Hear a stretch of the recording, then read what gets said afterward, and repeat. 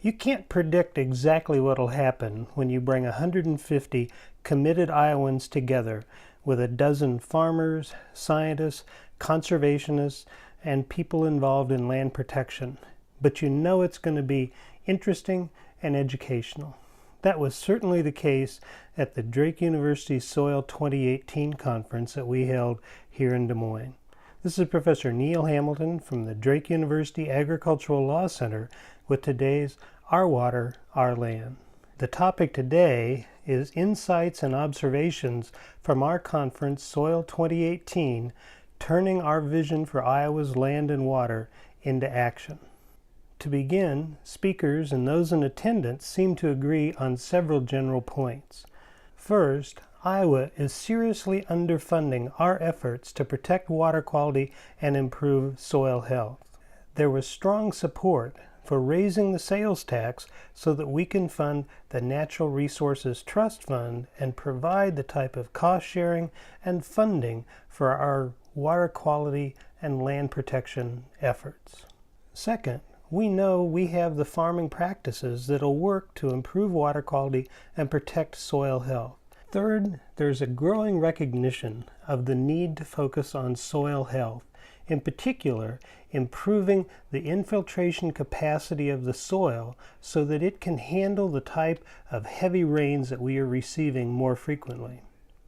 Fourth, there was agreement that if we're going to make progress on soil conservation, we need to change our thinking. In particular, we need to get rid of the idea that there is a tolerable level of soil loss that is acceptable.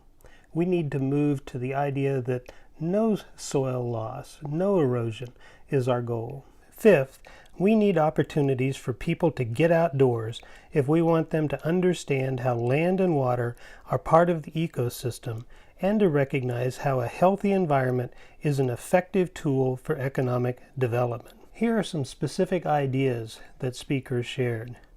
Dr. Jerry Hatfield from the USDA noted our need to increase the biological activity in the soil. This will improve soil health and improve the capacity of the soil to tolerate heavy rains and reduce water runoff.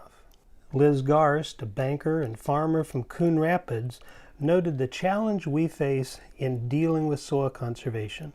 First, we need a better understanding of soil regeneration and getting rid of this idea of tolerable soil loss. She reminded us that our challenge is doing something that no previous civilization has been able to do: successfully address soil loss. Doing so will require us to confront what her grandfather called the despotism of custom. Seth Watkins, a cattleman from southwest Iowa, focused our attention on rural economies and increasing community life, such as improving the opportunities for tourism associated with hunting. Seth reminded us that we never fill up our hotels for the beginning of corn season.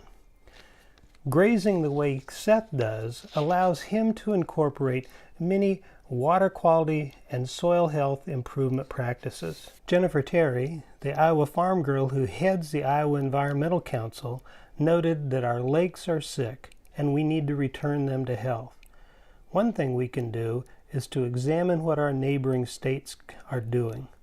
Perhaps her most powerful message concerned the need to increase the diversity of voices, particularly those of women, in our efforts to protect soil and water. Larry Weber from the University of Iowa reminded us of the importance of watersheds as a method of protecting water quality. He shared the growing number of presidential declarations of disaster that Iowa has experienced in relation to flooding in recent years. Dr. Weber left us with sobering news concerning the data about the level of nutrients being exported in Iowa's rivers and how those have increased significantly in recent years. Matt Russell from Interfaith Power and Light brought a hopeful note concerning how farmers have the opportunity to lead our nation's efforts in addressing climate change, and how by doing so, this may unlock significant economic opportunities for farmers, which will help us pay for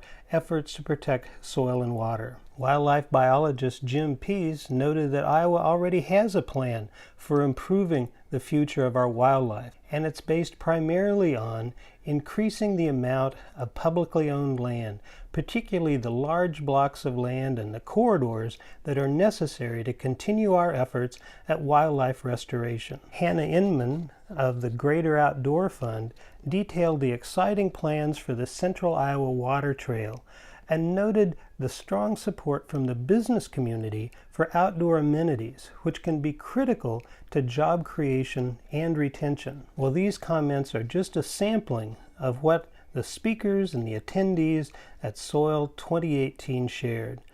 The crowd was energized and lively, and the great news is Iowans have a vision for the future of our land and water. We're going to examine in future episodes the efforts to try to bring those visions to life. This has been Professor Neil Hamilton with the Drake University Agricultural Law Center for today's Our Water, Our Land.